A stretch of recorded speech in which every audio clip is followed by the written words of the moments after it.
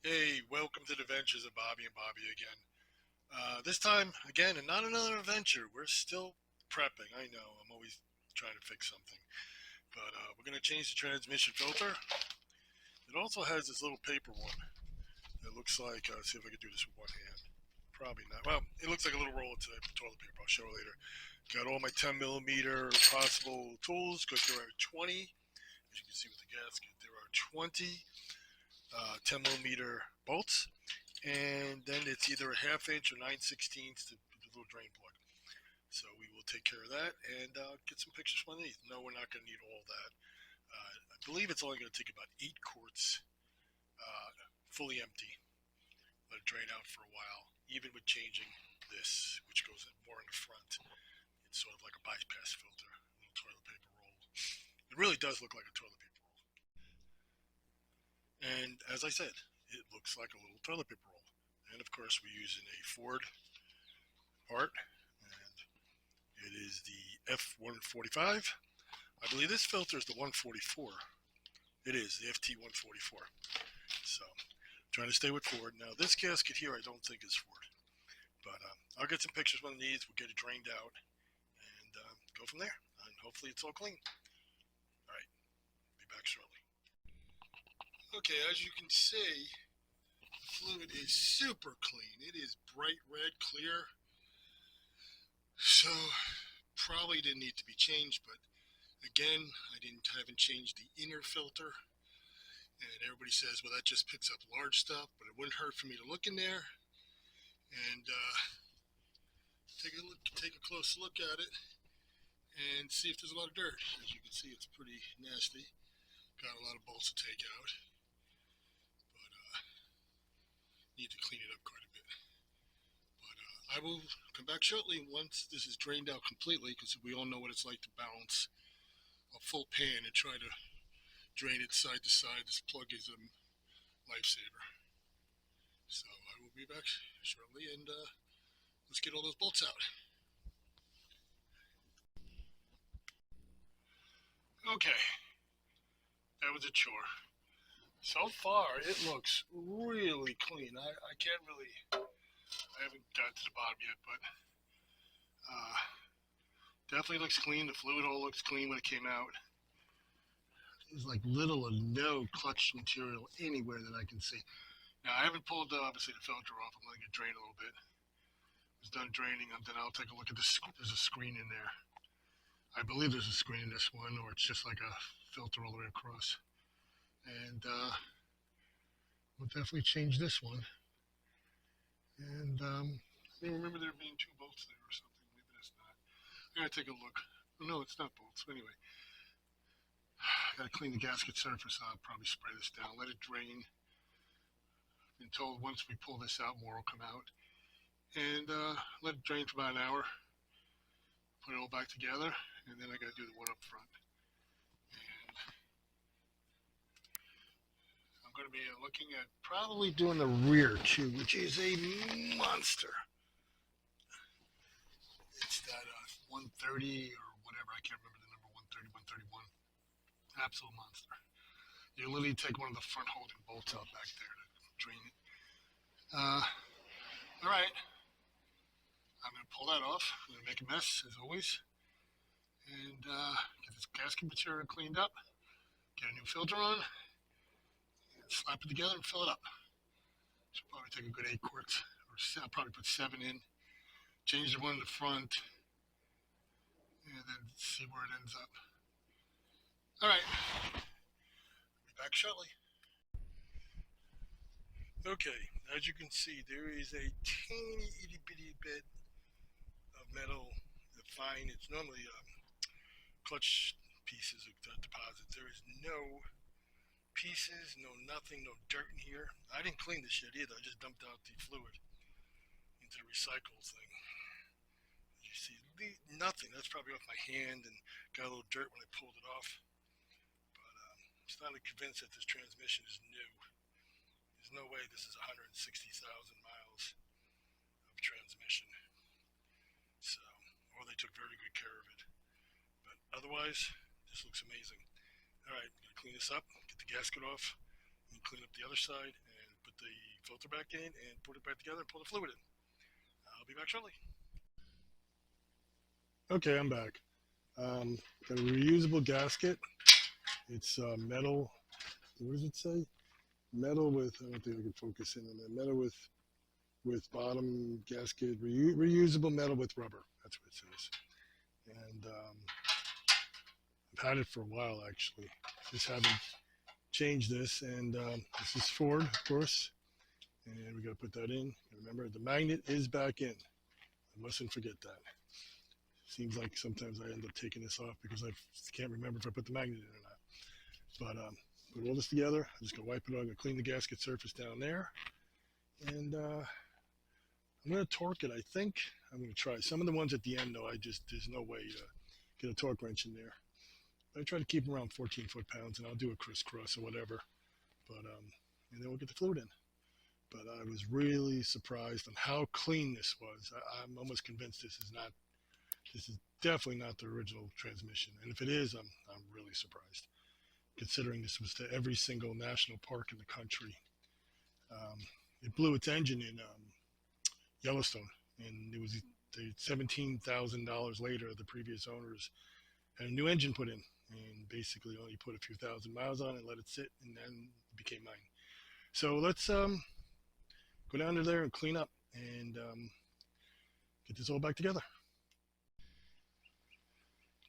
Hey, good morning. It's the second day, and I didn't finish up yesterday. I was getting tired. So I got all the bolts on. They're just slightly snug. I used a quarter-inch drive. Just barely tighten them. They're not that tight. This is the 5R110W 5-speed. It's a pretty dependable transmission. As far as the torque, the drain plug is supposed to be 13 foot-pounds. I'll probably go to 15. It's old. The rubber's getting old on it. Even though this gasket is new and it's a squeezable one, they say to go to 11 foot-pounds, which is like 132 inch-pounds. So I might go just a hair more, probably to 12 foot-pounds. But once we get this done, we're going to move to the front. And probably I'm going to replace the little filter, the little auxiliary filter, or external filter, as Ford, I believe calls it. And then we'll get fluid in it. And then we'll go through the process of filling it and making sure the level's correct. But I was really impressed. This thing was very clean. Nothing on the magnet. And you got to remember, this thing had a 4,000-pound camper on the back of it for its last trip. Or most of its trips, actually. And then coming back through extreme cold, sub-zero, I was pulling a trailer. I mean, only just a couple thousand pounds, but she definitely did well. So I'll come back in a minute, and I'll get the torque wrench set up. I'm a little disappointed, though, with the torque wrench. My good torque wrench broke, and I bought a cheap one at Harbor Freight when I was up in New York. And, well, hopefully it's accurate, because I just don't want to mess it up. I don't need it to leak. Again, 11 to 12 foot-pounds. Going to do a crisscross pattern and get the fluid in here. All right, be right back. Okay, I'm probably going to check it one more time because I'm pretty anal about this. But torque wrench.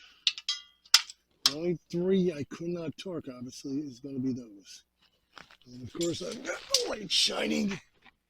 Let's see if we can tilt that down a little. Okay, let's maybe a little better. Nah, maybe not. Anyway, those three right there, I had to just guess. And can't do this with one hand. But you wait for the little click. And that's 11 foot-pounds. So they're all done. And I'll just double check them again. And I'll make sure I torque this down to, I know it says 13. I go a hair higher, 14, 15, just because it's old. And other than that, we'll go to the front, pour the fluid in, and go from there. Okay, great. We'll be right back. Okay, and I'm not sure if I'm including this, but welcome to the adventures of Bobby and Bobby. This is the auxiliary toilet paper. I call it filter. It literally is just a little box.